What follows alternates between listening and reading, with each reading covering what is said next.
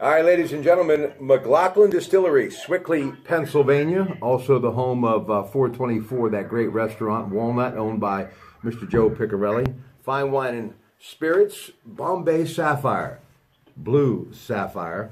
And yes, get your crown on with Crown Royal. So why do we begin with this? Well, you know, your fine wine and spirit stores, many of them have over 800 of your favorite wines as well, but still on the clock, so it's Diet Coke for me. But I wanted to get the word out courtesy of my good friend Dave Sebastian from Burt's Wooden Indian in Beaver. They have got an amazing event coming up that he is so proud of, and that is Penn State. They're going to be doing something entitled In Good Taste. It'll be happening on May the 18th from 6 to 8:30 at the Penn State Broadhead Bistro, the Student Union. It's $75 or more in the way of a donation, and you make your checks payable to Penn State. And the person you can talk to book that reservation is Mona Delizio, 724-773-3817. You know, Penn State has been around in that part of the world for 50 years, helping young people get educated. They have a number of associate degrees, 6 bachelor's degrees, and you can even get a master's in education. So cheers to my friend Dave Sebastian and Penn State for that wonderful event that is coming up on May the 18th at their Broadhead Bistro Student Union. So good luck to them. Now, ladies and gentlemen, a man who knows a lot about fine wine and spirits, and we have always taken time to toast the great coal mining community. He, of course, for many years in West Virginia as a resident, when he's not spending time in his full-time residence in Florida, and we're both a big advocate of it. And recently, as you know, I've been talking a lot about on the radio and here, whether it be on YouTube or Facebook or Twitter, about the president and his executive order on how we in this country approach climate change. He is putting American jobs first. And also there are people in the coal community that are praising this, that will definitely be a boost for that struggling part of our economy. So Ted Arnaud, I welcome you back on the AT&T Newsline to Jimmy Joe Savage's Legacy Studios.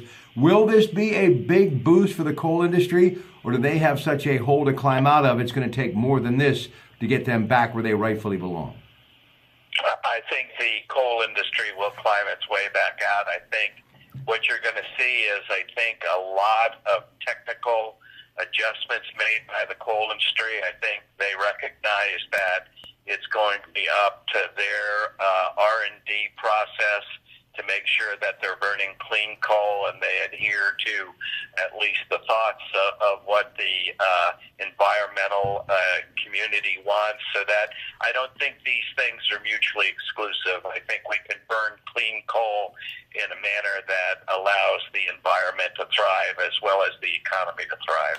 You know, I think a lot of people don't understand the term clean coal. Why don't you, because they think of coal, they think of pollution, but they don't understand a lot has been invested to make it more green, more clean. Now, will it ever be totally? No, but they have come a long way. Explain the term clean coal, Ted.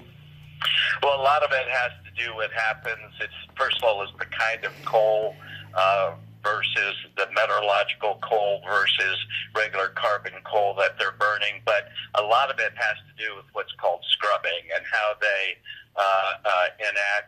take all the particulates or most of the particulates out as it's going through the system, so that when we say clean coal, it's really the end product that's the real clean coal, so that they've scrubbed the particulates out of what gets emitted into the air. So, and there's a lot more that can be done with that. And I think the economy is what will allow continued research and development so that we can use coal as clean coal for years to come and make sure that we're looking at all forms of energy production as we go down the road, and not just all of a sudden rip it out from the coal-producing states. Rather than doing that, let's use America's tremendous technological knowledge and strength in order to further the clean coal aspect of it.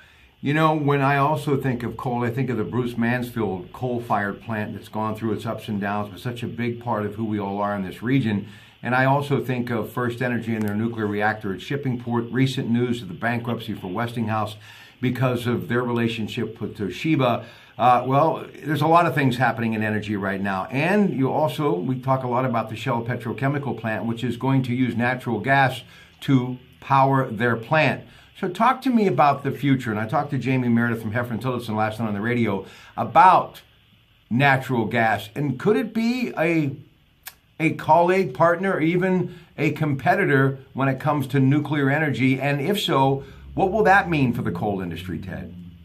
You know, it was interesting because one of my first jobs was running with actually the powerhouse at Republic Steel in downtown Cleveland. And my very first job was working at their steam turbine plant, which generated the electricity. They ran on 25-cycle electricity, which is very unique, and it was only really could be used by that plant. But they then used to take coke oven gas, which was a byproduct of the steel manufacturing process, coal and natural gas, and blend it for the optimum BTUs. We're talking now 50 years ago. They had that kind of ability. And I think when we look at what natural gas can provide, especially when you look at the cracker that's going into Monaca, by breaking down all the particulates of natural gas and using them for a multitude of different processes, that's the kind of benefit that natural gas will have.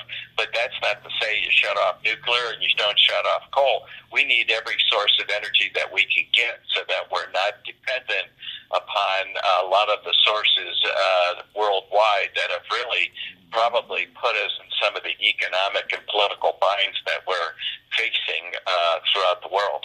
In closing, Ted, we want to remain a free superpower, if you will, meaning democracy. And one of the things that keeps us stronger than those who would be our definite rivals, meaning China and Russia, is our energy sources. And the more we have, the stronger we will be, as in united we stand. So all of these are really essential to much more than just, burning the lights in your home or place of business. There's significance as far as your strength on the world stage, as far as what you have in the way of energy resources.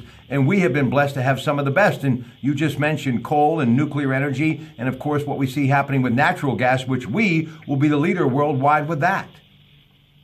Well, and I think that's one of the benefits that we have with our natural gas and the cracker plants. And if you go through and look at the chemical process that they're going to be using and the different kind of products that they will produce as a result of that process, it's going to, I think, fuel different industries. We don't even know all of the industries that are going to wind up coming to the Ohio Valley and the surrounding areas as a result of the availability of these kinds of products.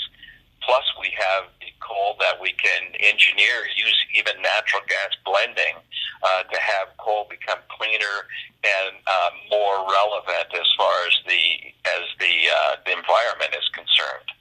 The Keystone Lake Mountain Regional Council of Carpenters are now in that great state of West Virginia. They work with many people in all walks of life, including the coal community. Your father actually has ties to the energy industry going back many, many years ago when you were just a child growing up.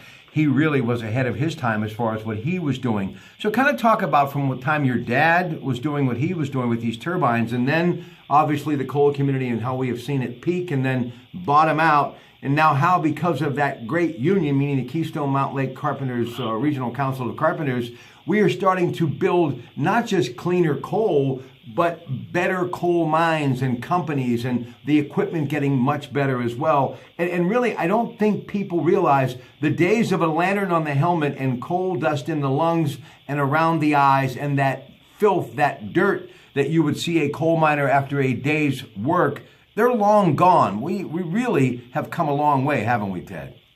Well, yeah, and we've done it through a combination of the hard work of a lot of people, those coal miners who have worked in the coal mines over the years, but also through technology in schools like Carnegie Mellon and those kinds of MITs of the world, where we take WVUs, Penn State, Pitt. They all have these R&D centers that are geared towards coal and geared towards energy production, and how that energy production can be used not just in making electricity, which is where my father worked in the turbine engine plants in the different powerhouses up and down the Ohio River, but also the other products that can be generated as a result of this production, both coal, natural gas and the other forms of energy.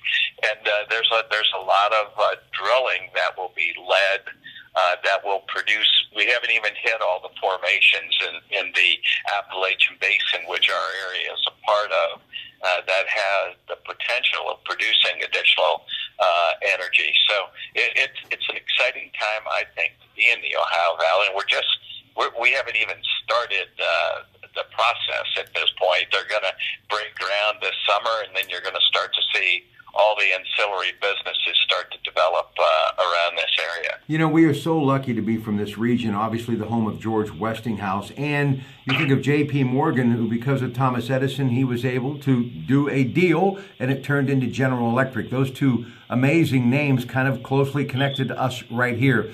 I have to ask you, because of the recent news of Westinghouse and the bankruptcy, I'm a huge fan of them and have been for a long time. There's 4,500 workers in nearby Cranberry Township. What do you think is going to happen to Westinghouse, Ted? I think it'll be reformulated and restructured in a way that will make it more efficient and able to compete.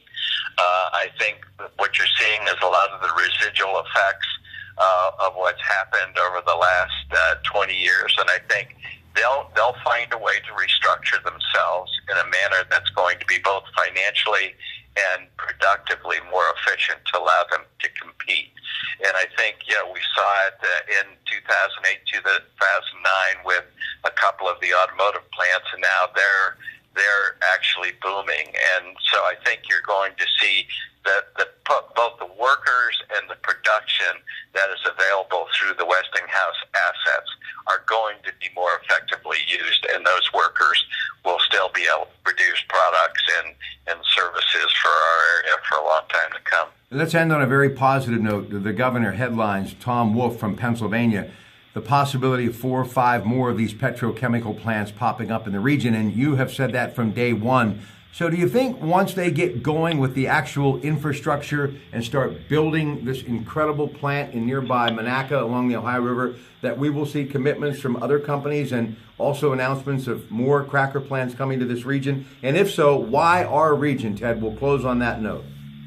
Well, yes, I do think that they're coming. I know of certain companies that are in discussions right now that are looking, and remember, they all don't have to be the huge kind of cracker plant that we have at Monaca. There are many subdivisions of that can be built up and down the Ohio River, but you're asking me why I think it's coming to this area, and it's something you've heard me give speeches about for the last 20 years, and that's the Ohio River and that valley and the tremendous people that have worked in that valley for years and years.